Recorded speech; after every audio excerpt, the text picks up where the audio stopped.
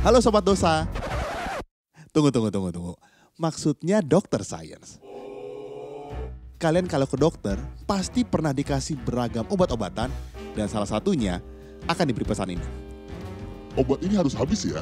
Sedangkan yang lain, jika sudah tidak bergejala, tidak perlu dihabiskan. Ya, itu adalah antibiotik. Mungkin obat ini membuat kita merasa jengah. Kenapa kita harus meminumnya padahal kita sudah tidak merasa sakit? Nah, mari kita bahas tentang antibiotik. Apa sih antibiotik? Antibiotik adalah obat spesifik untuk membunuh penyakit infeksi karena kuman atau bakteri. Seperti contohnya penisilin.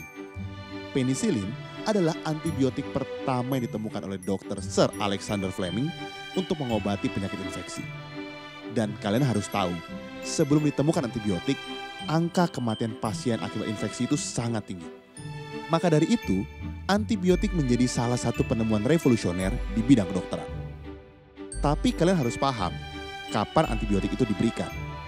Nah, antibiotik hanya diberikan untuk membunuh kuman atau bakteri dan perlu dicatat, antibiotik bukan obat yang bisa menyembuhkan segala macam penyakit. Tetapi selain berkhasiat, antibiotik juga memiliki efek samping yang ringan hingga berat. Mulai dari mual, begah, diare, sampai alergi bisa terjadi.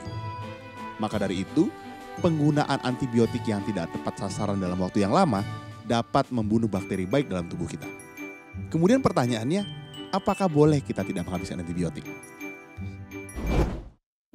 Nah, penggunaan antibiotik yang tidak tepat sasaran seperti terlalu sering mengkonsumsi antibiotik tanpa indikasi, tidak menghabiskan sesuai dengan dosis yang diberikan, dapat membuat kuman atau bakteri beradaptasi hingga kebal terhadap jenis antibiotik tersebut. Bila kuman atau bakteri sudah kebal terhadap satu jenis antibiotik, maka solusinya kita harus menggunakan antibiotik jenis lain atau antibiotik yang lebih kuat. Bisa dibayangkan, apabila perilaku ini berlanjut, dikhawatirkan semua kuman atau bakteri kebal terhadap semua antibiotik yang kita miliki. Sehingga kita akan kembali ke zaman seperti antibiotik belum ditemukan, di mana kematian akibat penyakit infeksi akan sangat tinggi. Tentunya kita tidak mau hari ini terjadi kan?